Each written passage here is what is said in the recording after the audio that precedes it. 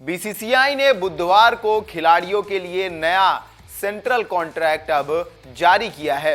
इस कॉन्ट्रैक्ट से ईशान किशन, श्रेयस अय्यर, चेतेश्वर पुजारा और अजिंक्य रहाणे को बाहर कर दिया गया है और तमाम युवा खिलाड़ियों को इसमें शामिल किया गया है।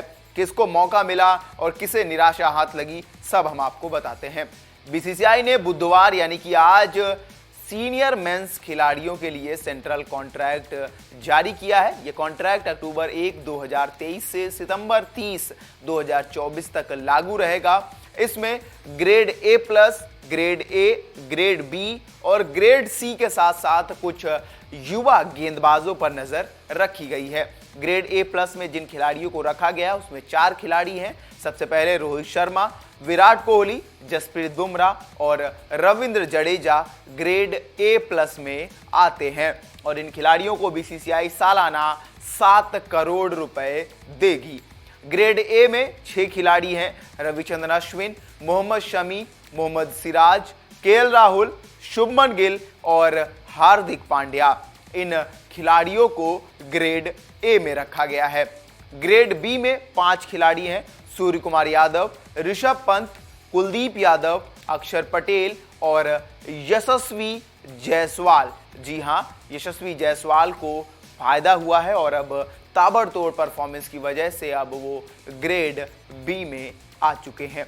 ग्रेड C में कुल 15 खिलाड़ी हैं। इसमें रिंकू सिंह, तिलक वर्मा, ऋतुराज गायकवाड़, शार्दुल ठाकुर, शिवम दुबे, रवि बिश्नोई, जितेश शर्मा, वॉशिंगटन सुंदर, मुकेश कुमार, संजू सैमसन, अर्शदीप सिंह, KS भरत, प्रसिद्ध कृष्णा, आवेश खान और रजत पाटीदार का नाम आता है।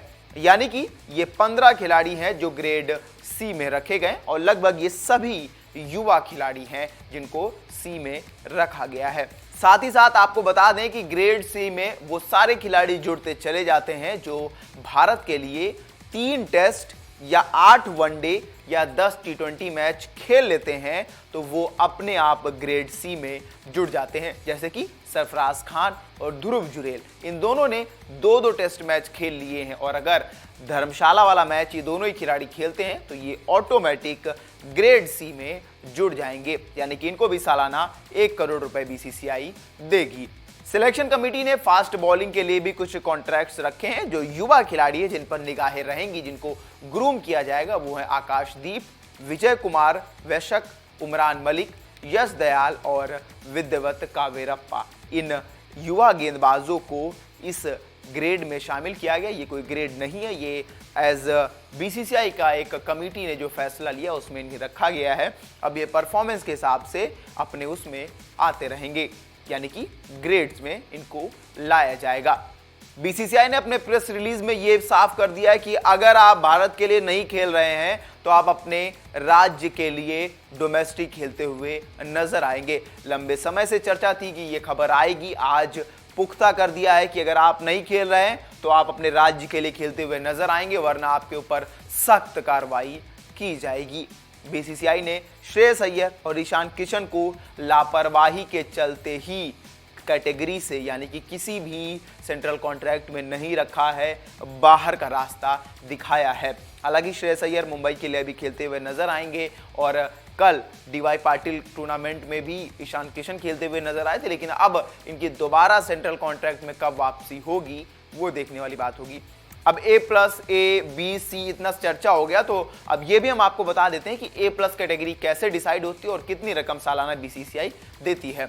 A+ कैटेगरी उनको मिलती है जो सारे तीनों फॉर्मेट भारत के लिए खेलते हैं, यानी कि ऑलमोस्ट ये खिलाड़ी भारत के लिए तीनों फॉर्मेट खेलेंगे। 7 करोड़ रुपए मिलते हैं सालाना।